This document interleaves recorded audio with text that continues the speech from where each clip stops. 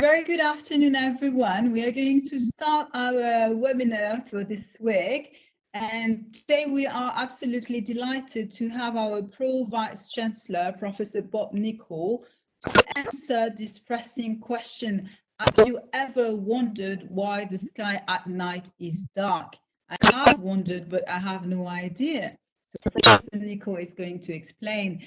For those of you who do not know Bob, I guess everybody does, but just in case, Bob, after studying at the University of Edinburgh and starting his professional career in the US, at Southwestern University and the University of Chicago in particular, he came back to the UK and chose the University of Portsmouth. Of course, he then became the director of the Institute of Cosmology and Gravitation, and since 2019, he's our Pro Vice Chancellor.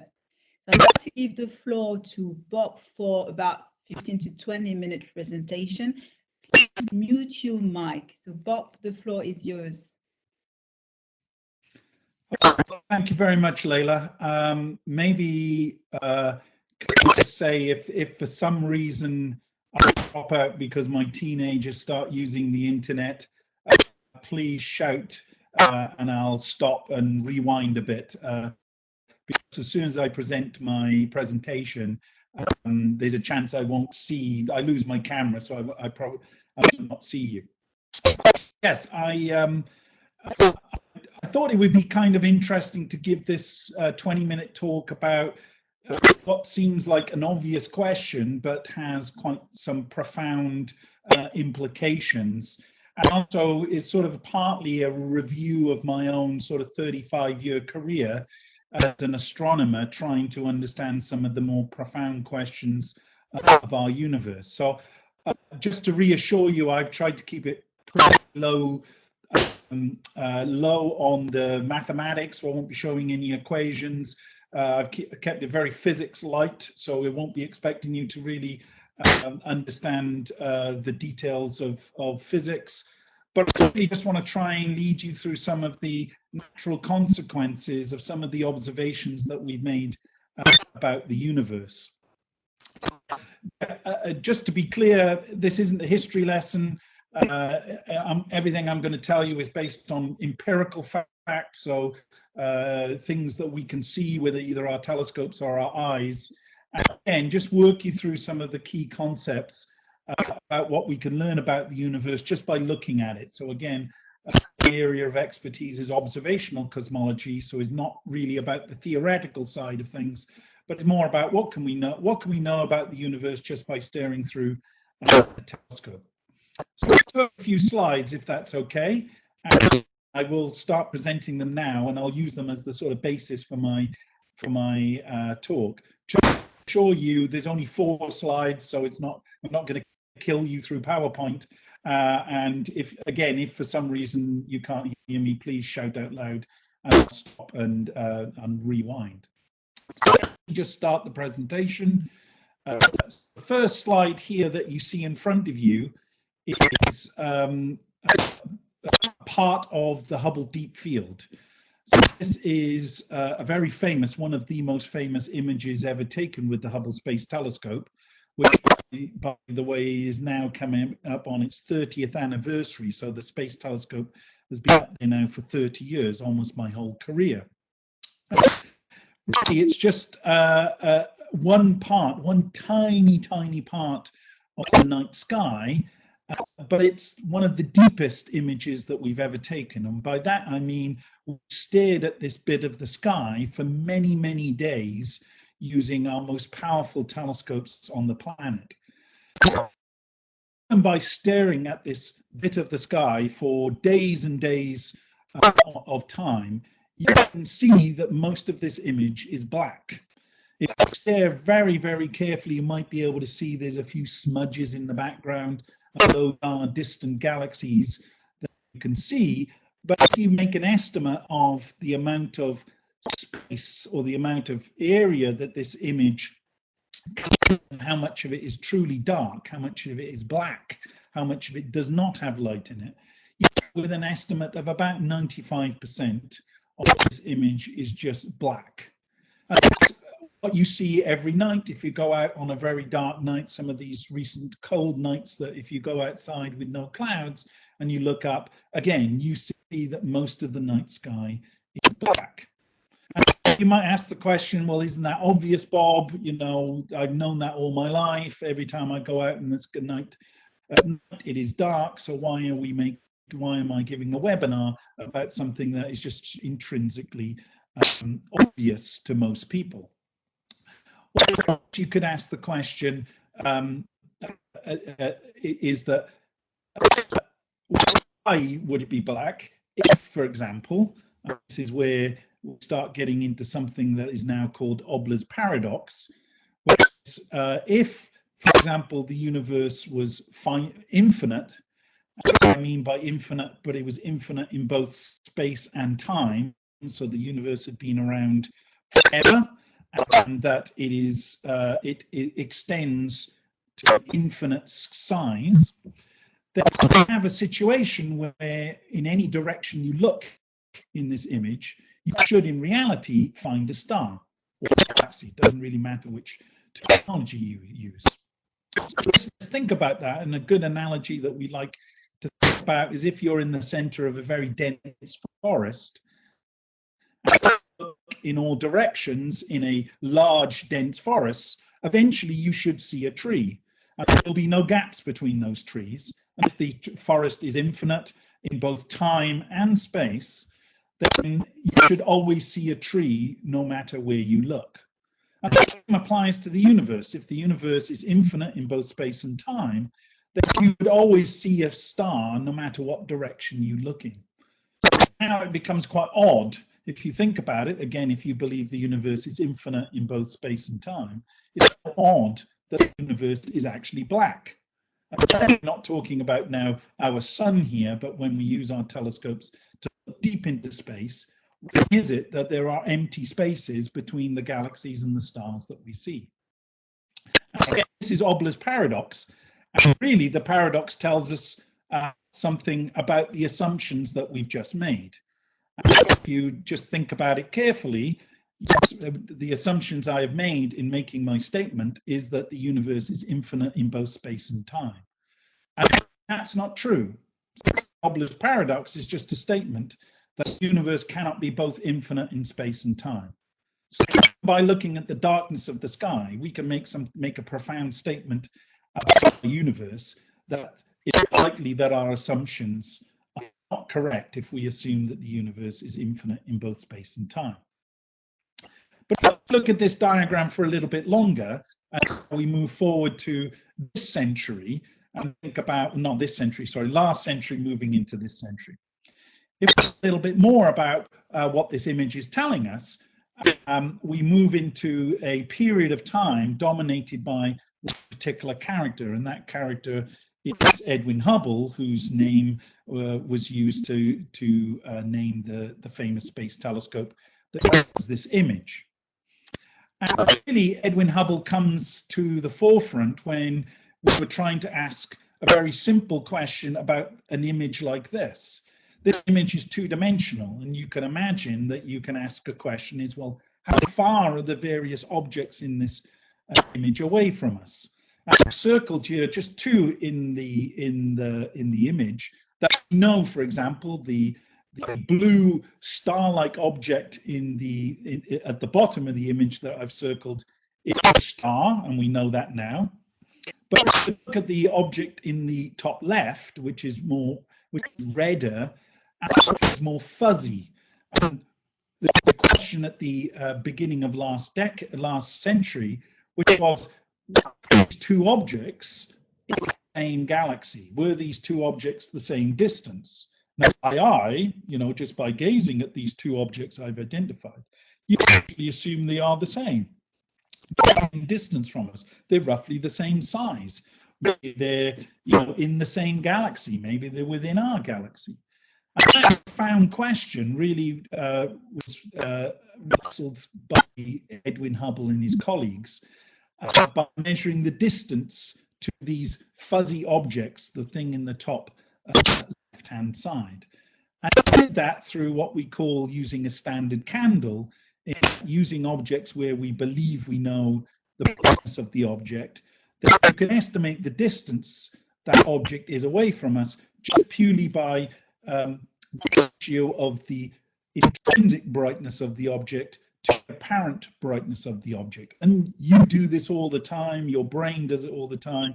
You know, when you're looking at a distant light, or you're looking out to ocean and you see a light on a boat, you know that boat is far away because you intrinsically know that's a bright light, and the only way that that light can be dimmer is by putting it further away. So your brain is using this distance law all the time, and we are just using that as astronomers. So interestingly, if you do that and you measure the distance to this fuzzy object in the top left, you see that object is in fact significantly further away than the star that you see at the bottom. And we now know, we've known for a century, that that fuzzy object in the top left, that red fuzzy object, is another galaxy. And in fact, Immanuel Kant was the first to really postulate that there may be island universes or other galaxies like ours that are out there filled with in space. So this 2D picture now is a little different from the one you first saw, in that the blue object, the star-like object, is close by, it's in our galaxy, but those red objects that you see in the background are much, much further away. They're much brighter than the star, but because they're much further away, they appear to be the same brightness. So now we have a way of measuring distances in the universe, and Hubble was one of the first people to really do that and really figure out that this was a three-dimensional picture, not just a two-dimensional view of the universe. And one step further, about 100 years ago, he made what can only be described as one of the most significant discoveries of the universe, was the universe itself. And I just show you the third slide, which is a famous law that he discovered, which is now for those fuzzy galaxies that you saw on the previous image. He basically plotted their distance from us. This is the implied rate at which they are moving away from us. So on the x-axis here, you've just got a distance from us. And on the y-axis here, you've got the implied speed that we measure that galaxy to be moving at. Now, we measure the speed is just through something called the Doppler effect, which I'm sure you're, again, all very familiar with, is that moving objects have a different pitch, have a different sound. Well, you're doing that with light now, and therefore the rate at which an object is moving can actually affect the wavelength of light that is emitting. So that's all we're really doing, is we're measuring the change in the wavelength of the light, and that gives you an implied velocity that is on the y-axis. So it's quite a profound plot. It basically shows the further you are away from us, the faster you appear to be moving away from us. So let me just pause there and say that again. This plot, which was made by Hubble over 100 years ago, implies that the further you are away from us, a galaxy further away from us, is moving faster away from us, which is very disturbing. At first sight, when you think about it, you think, well, how does a galaxy further away from us know to move faster away from us based on the distance from us to them? To make up some divine explanation, you could say we're at the center of the universe, and therefore, if we were at the center of the universe, it would make sense that things further away from us are actually moving faster away from us. But it's not the explanation we like. The explanation as scientists we like is to try and find something that is easy and as obvious. We term there's something called an Occam's razor, where we try and understand something that is intrinsically difficult. We try and understand the most straightforward explanation for this particular observation. And what I think is going on here, the explanation for Hubble's famous plot, it's the same as if you were doing some baking and you put a cake in the oven, and the oven expands, and as that cake expands, then all the parts of the cake are moving away from each other as that cake expands, with a relationship exactly the same as you see on this graph. In other words, the ends of the cake are moving faster away from each other than, say, chocolate chips that may be in the cake or sultanas that may be in the cake that are nearer together are moving. So a very simple explanation for this plot is that the space between the galaxies is expanding. And therefore, what we naturally come to is that the universe, this is the discovery that the universe is in fact expanding. So it's no longer static, and no longer finite, infinite, but by definition, if the universe is expanding, you can turn the clock around, and that then implies that the universe had a beginning. So the plot solves Oblers' paradox in that this tells us that the universe is finite. It had a start, and since that start, it has been expanding, causing the Hubble relationship or the Hubble law, as you see here. So a profound observation. And what was very interesting about this time at the beginning of the last century was that not only was this a profounding observation, but ironically, it was predicted a few years before Hubble made this plot.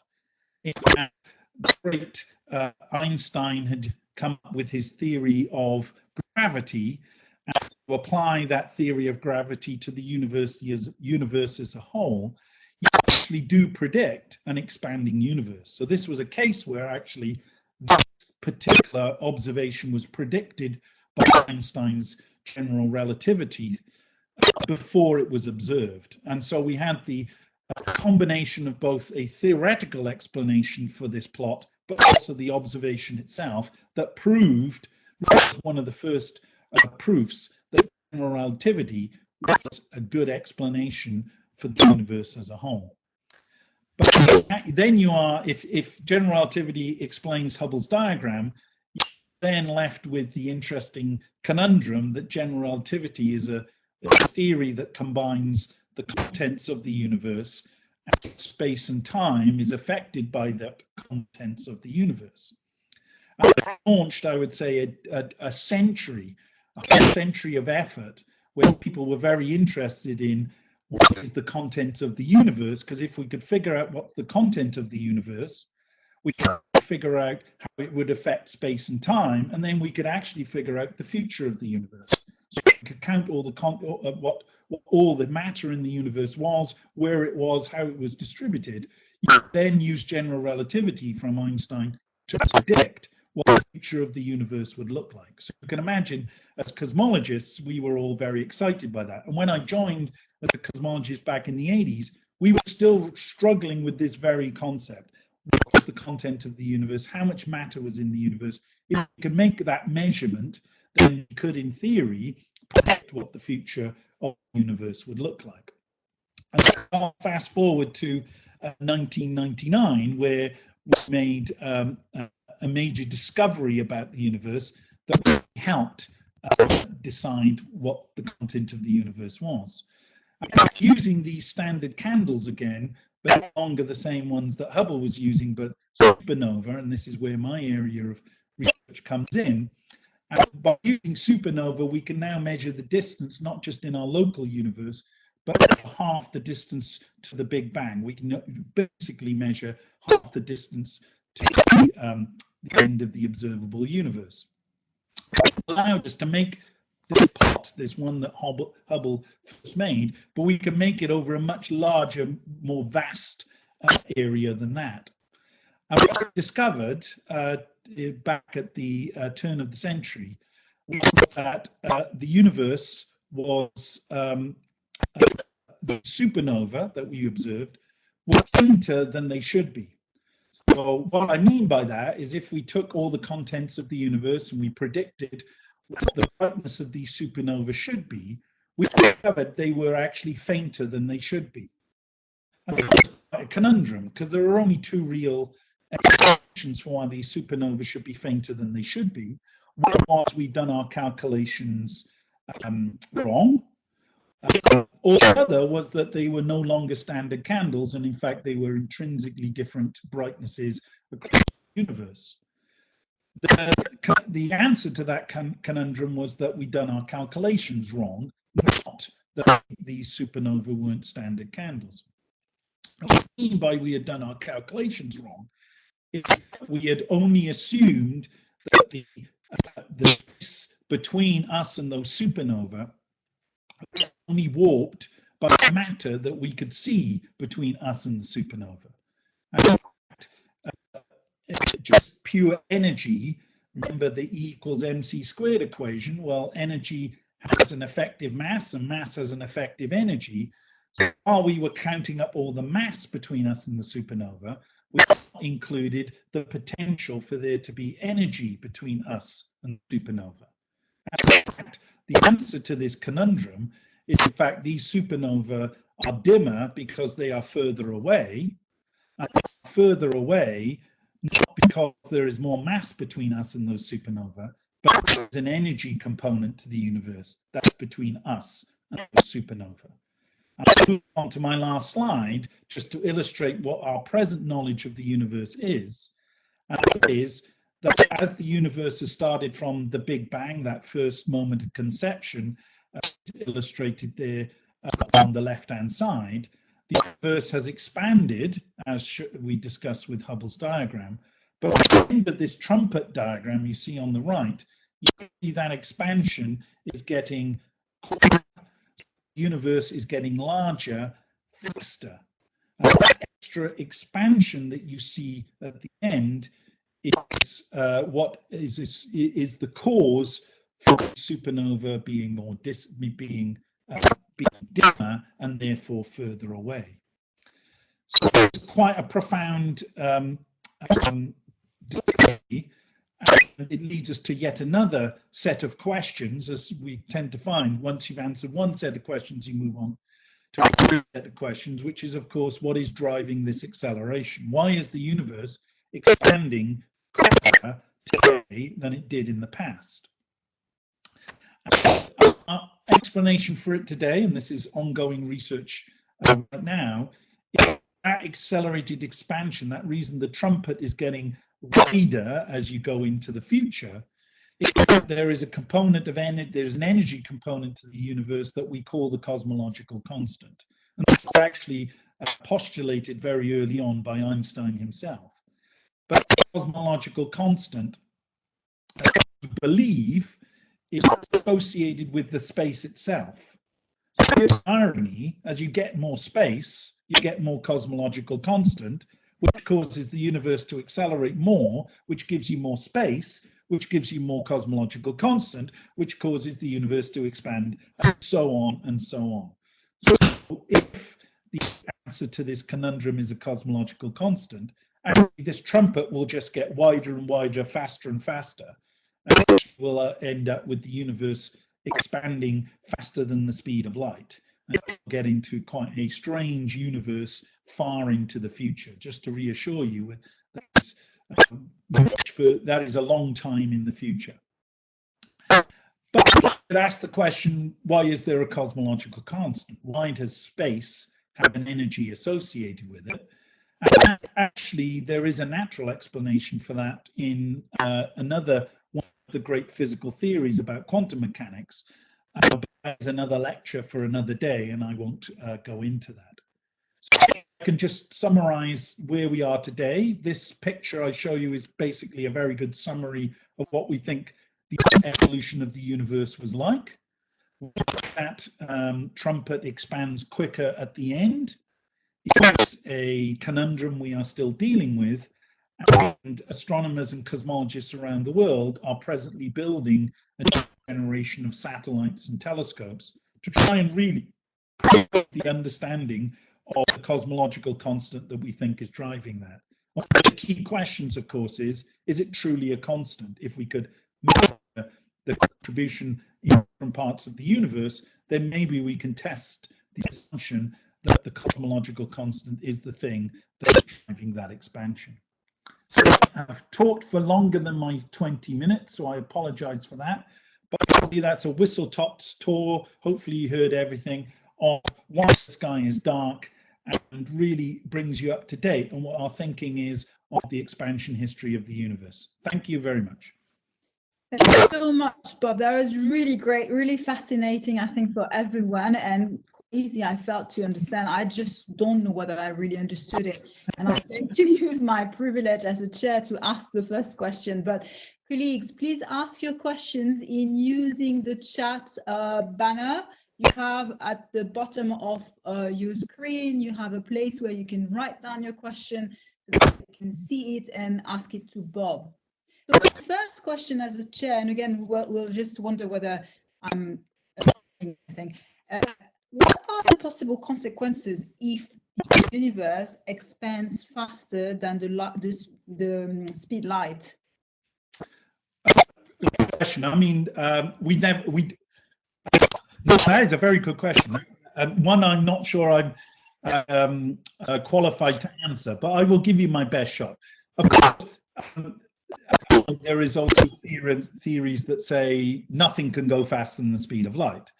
But those are solid objects, you know, those are objects like a table or a spaceship, right? So we know if space can expand faster than the speed of light. We don't know if it will be a consequence of the theories that we've got, because we just simply have never seen anything like that. What's interesting is that if you are interested in learn more about that, there is people that speculate if it does expand faster than the speed of light, what will happen that the fabric of space-time may come apart. So it's like a jumper with the threads sort of being pulled apart, and therefore God knows what that means in terms of our theories of the universe. But from an observational point of view, of course, the galaxies will then be moving apart from each other faster than the speed of light. That doesn't mean they are moving faster than the speed of light. So let's be clear about that.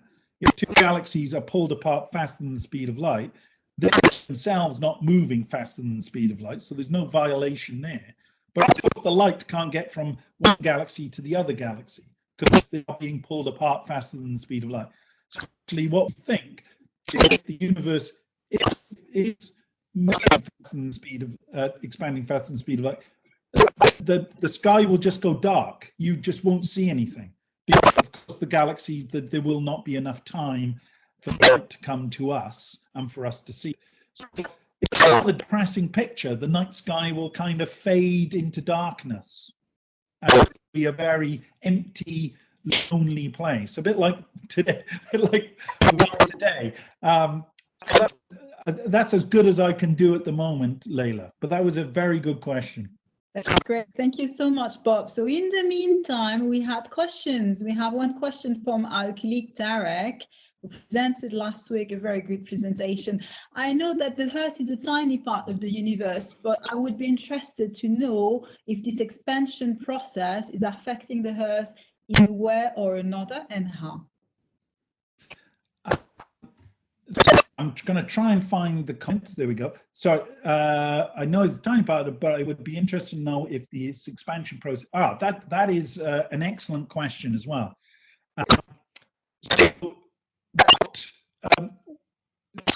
Interestingly, I asked the question: well, is the space, is the room expanding? Okay. You know, am I suddenly going to get a bathroom that's slightly bigger tomorrow than the one today? And the answer is no, because this expansion is only seen out in deep space from very dense objects like the Earth and dense objects like us. In fact, just to put it into context, the density of matter in the Earth and in the solar system exceeds by many orders of magnitude the density in empty space. The chemical bonds and the forces that hold together the atoms far exceed the strength of those, far exceed the strength of the gravity and the expansion that we're seeing in deep space. So objects like the Earth, objects like the solar system, even objects like our galaxy are bound together by the chemical bonds, by the electromagnetic forces that hold those things together, and we would not experience this expansion in our own local neighborhood. It's only the space between, when we get into the empty deep space, the expansion take over. So don't worry about the room getting bigger. That's really nice. Colleagues, I'd like to have more questions. I know that some of you are really specialists of these issues or really interested. I have another question in the meantime. I don't know whether it relates, but very recently we had this so-called pink moon, this super big moon. What's it called pink?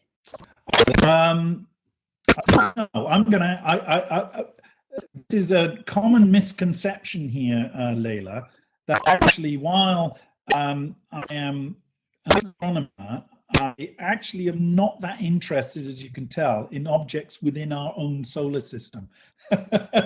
So I'm going to actually, you can Google that and find that yourself.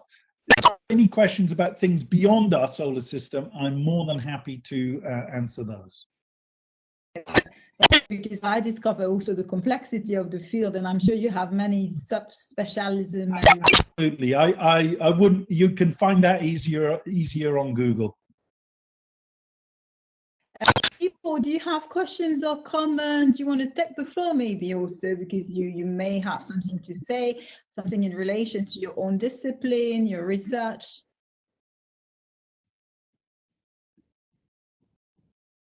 And then Leila, if you're looking for questions.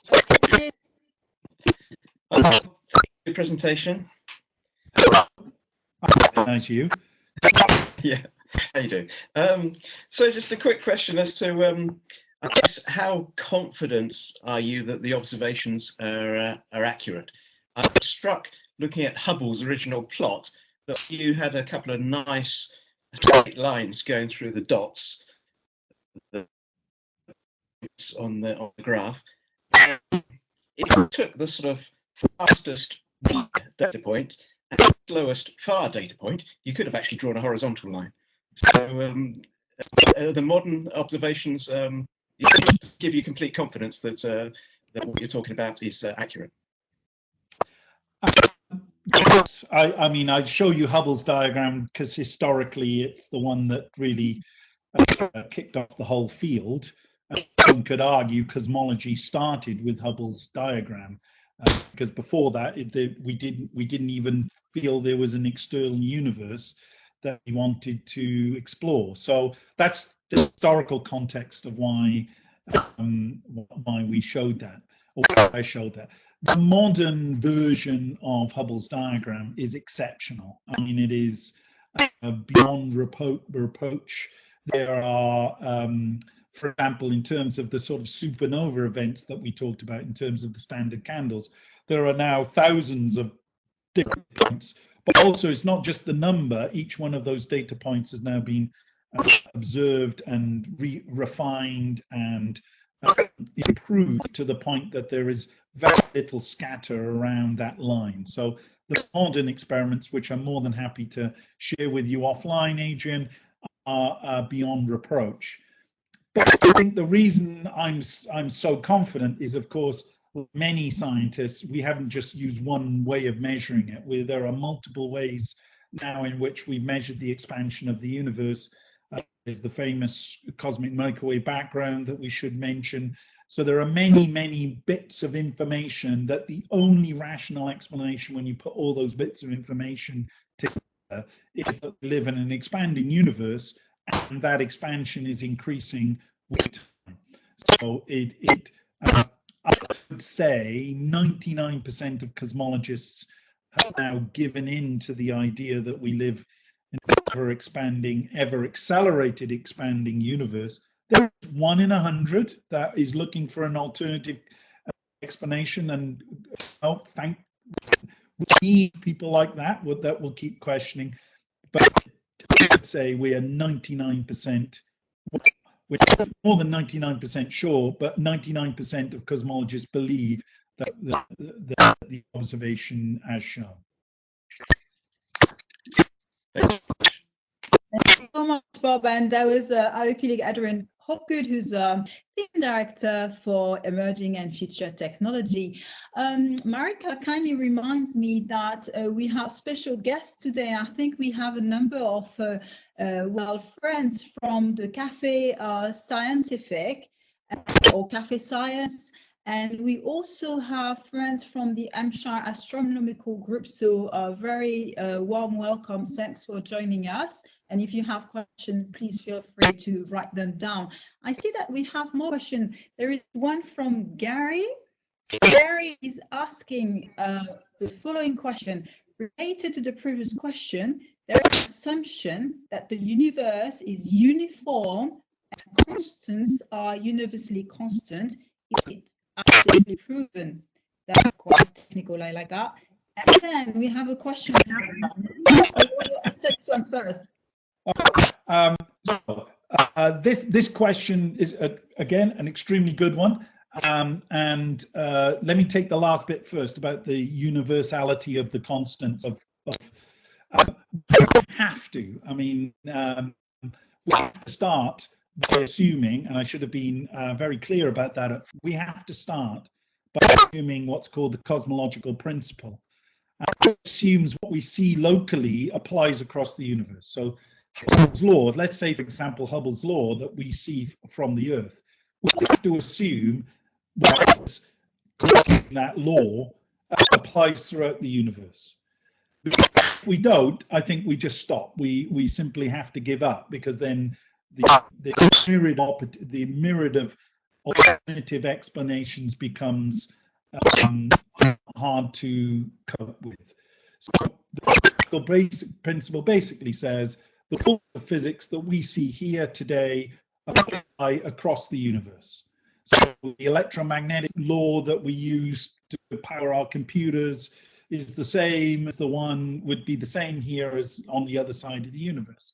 The same about gravity. The gravity that causes the moon to go around the Earth is exactly the same gravity as applies, billions of light years into the future and into the past.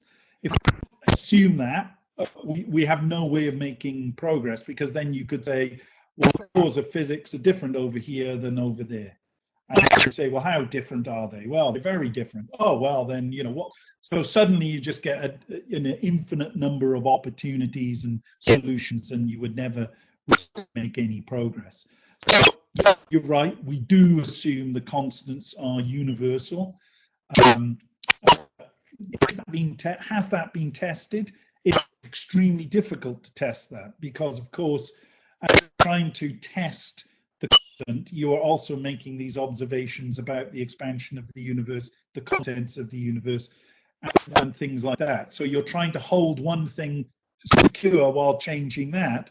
If you want to change that, then you can't change this as well. So it becomes, again, extremely complicated if you start letting everything change in the universe. But there are some people who really are trying to test that, and there are some interesting observations, I would say, done by some colleagues in Australia that look at the chemical composition of very distant objects, so distant quasars, the chemical compositions of those, and look at the some of the transitions within the spectra of those quasars, and actually can show that even these distant objects seem to follow the same physical laws as the nearby objects. And therefore, again, that's sort of an indirect test that the chemistry of these very, very distant objects is the same as the chemistry that we see today. And that, again, is an indirect observation that those distant objects look to have the same chemistry as we have on the planet. So that really, again, sort of seems to demonstrate that the cosmological principle assumes. The question about if the universe is uniform, the answer is we think so. There are observations of the cosmic microwave background that seem to indicate that it's uniform to a very high precision, although that was challenged in the last week or two. And I don't know if people saw the press releases that came out about potentially there being some asymmetry to the universe.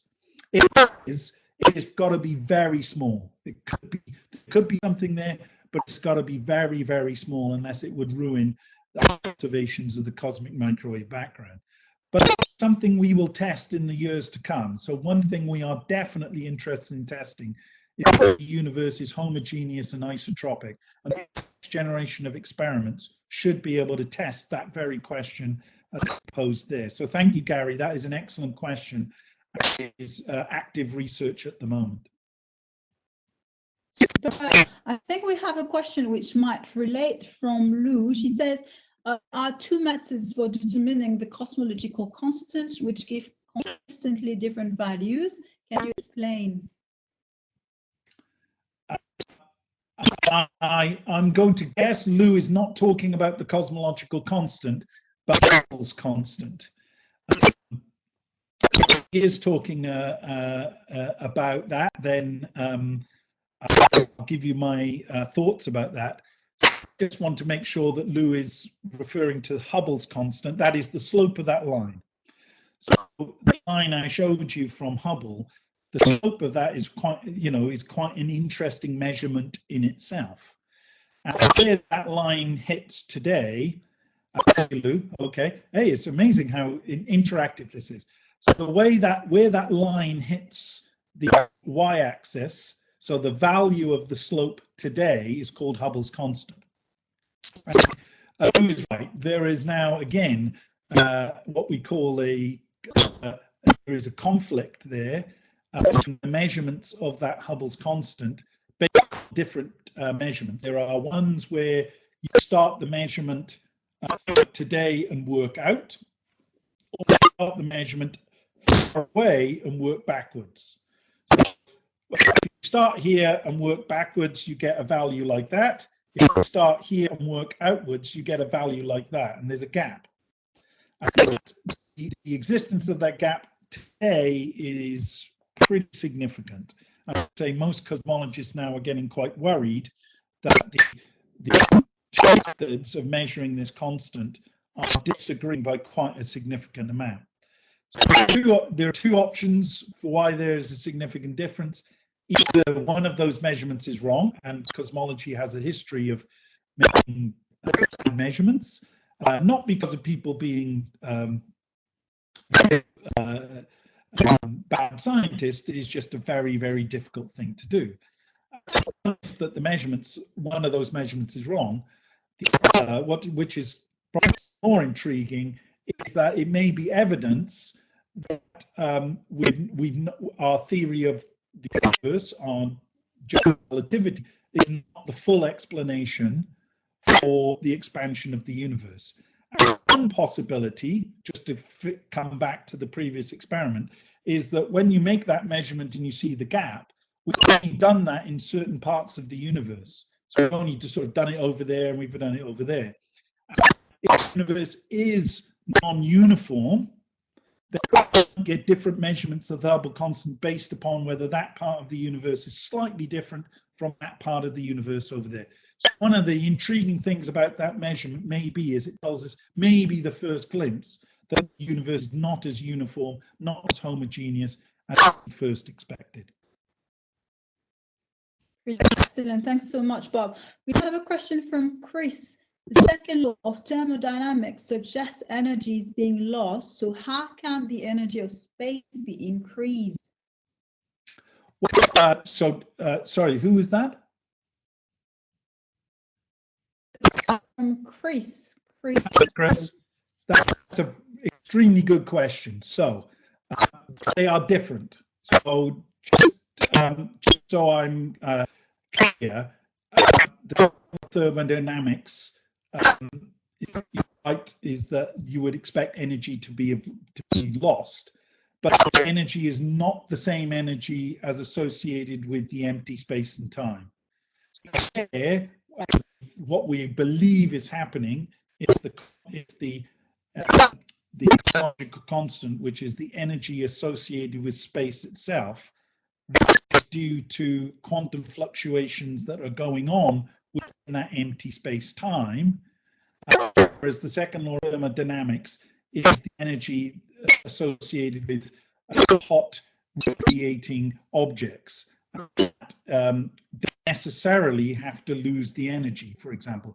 So the energy is giving out, that is reabsorbed, say, as the star is emitting more energy, that energy can be absorbed by other things in the universe and be processed, whereas the energy within this, within the cosmological constant is associated with we think, the quantum fluctuations within that box of space-time. So they're different energy sources, the one is not related to the other. Does that make sense? It's an extremely good question, probably beyond today's presentation. We do have another quite provocative question from Anonymous from Twitter. And the question is basically, why are we spending so much money on that while we know that we have more pressing issues to tackle, and climate change in particular? Well, yes, there are implications anyway. So, so this, it's a fair question. It's a fair question. It's a terrible time we find ourselves. Why shouldn't we all be spending the money on more direct and meaningful, let's say, contributions to society? I kind of would like to answer that question two ways. So the first way I would like to answer that question is, we are human, we are inquisitive, we are curious, and we have an insane drive to understand the world around us. And you cannot stop people asking questions like, where are we coming from? What is the future of the universe? What is our future? And we are just inquisitive beings. And I think if we stop asking these profound questions, I'm worried that we are no longer human. It is a human trait for us to ask these big, profound questions, and then, try and understand what those profound questions are for the sake of humanity. I think that is, again, it sort of defines that we are different from any other species on this planet. I'm assuming the dolphins and not asking these profound questions. Maybe they are, but it is what makes us human. We ask these profound questions, and we want to seek answers for these profound questions. So I make no apology for that. It is, I think, what makes us human and what makes us different from other species. Then say, while we are searching those profound answers, we accidentally trip over some very, very useful discoveries. And the one I'd like to always point to is the camera we are using right now in all of our laptops, in all of our phones. That technology you are using was driven by astronomers. The desire to make digital images of the night sky, the desire to observe the universe, to see what's out there, has led to digital technology that we are using right now in our video conference. So I'm not claiming that astronomers created video conferencing, but the initial desire to have digital detectors was driven by the desire to observe the universe. So there are profound consequences and applied consequences to us having the to do astronomy and physics in general. I don't know if that convinced you, but that's my answer to your question. And I think for the very same reason, we still give money to philosophers, historians, and you name it, because we have profound questions to answer. We have excellent new questions here. I see three. One from our colleague Sam Robson. Can you use the chemical profiles generated from distant galaxies to create a kind of phylogeny of galaxies, showing which have more similar chemical structure to one another? In the expanding universe, one would expect closer galaxies to have come from a similar source and therefore show similar chemical profiles. Yes, excellent question, Sam. And yes, you are right. There's a whole branch of astrophysics looking at the chemical composition of galaxies and trying to understand how chemistry came about. If you're interested in that, I would actually say there's a colleague of ours that you could ask, Claudia Mariston, who could come on and actually explain the chemical history of the universe and how the compounds came about. Sort of just again, another fascinating subject is that, as you're probably aware, at the beginning of the universe, there's only two elements.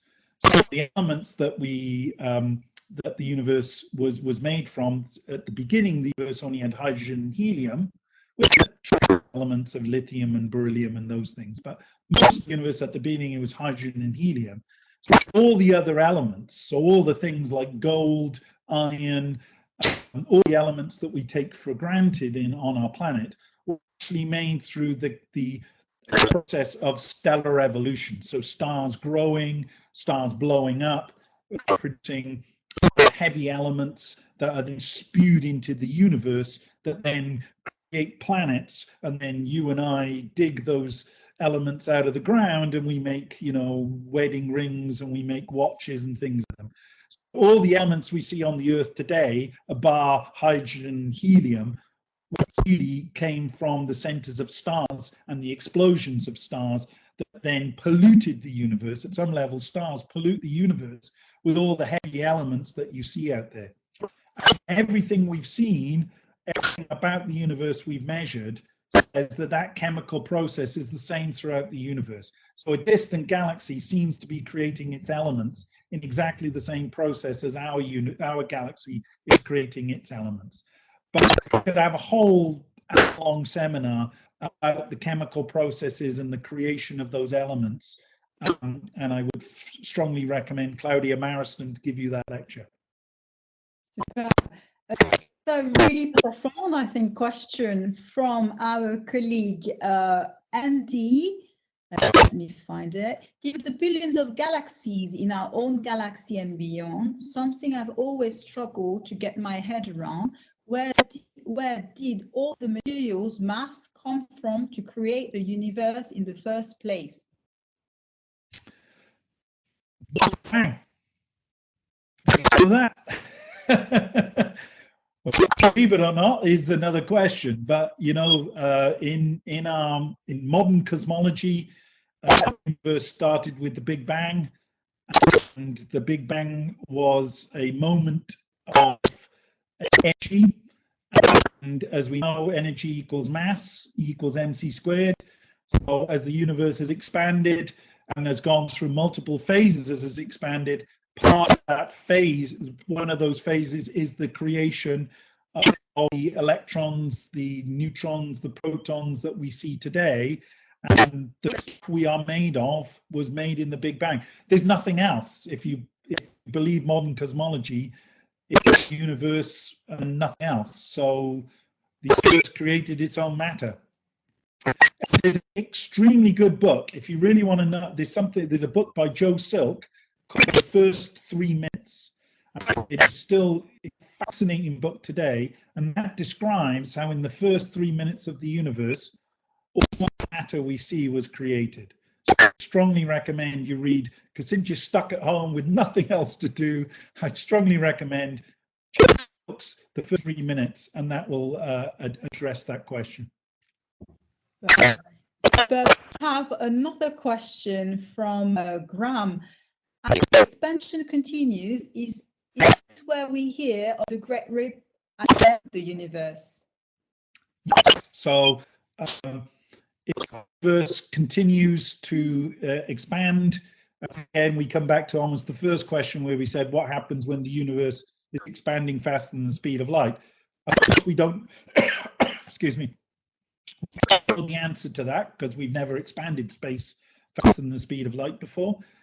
So one postulate is something called the Great Rip, which when the fabric of space-time actually comes apart, and the universe in fact end through what's called the Great Rip. reassure people, if it was ever a great rip, that the expectation is somewhere in the region of 10 to the 60, so that's 10 to the power 60 in the future. So that is billions and billions and billions of years in the future. So you have to keep paying your mortgage. You have to keep, you have to stay inside for the next few weeks. And the last thing you should be worrying about is whether the universe has a great rip or not. But if it does happen, it'll be so far in the future that probably we'll all be, and all our ancestors will be long gone. But I think that was the last question, basically, Bob. But we're nearing, the end of the seminar, the webinar. That was really absolutely excellent. So thank you so much. Now we can. Thank you. Presentation that was really great. I believe that if you have more pressing questions on the universe, you can always ask Bob. Absolutely. Yeah, you can always ask me on Twitter. So hopefully people can find me on Twitter and send me the question that way.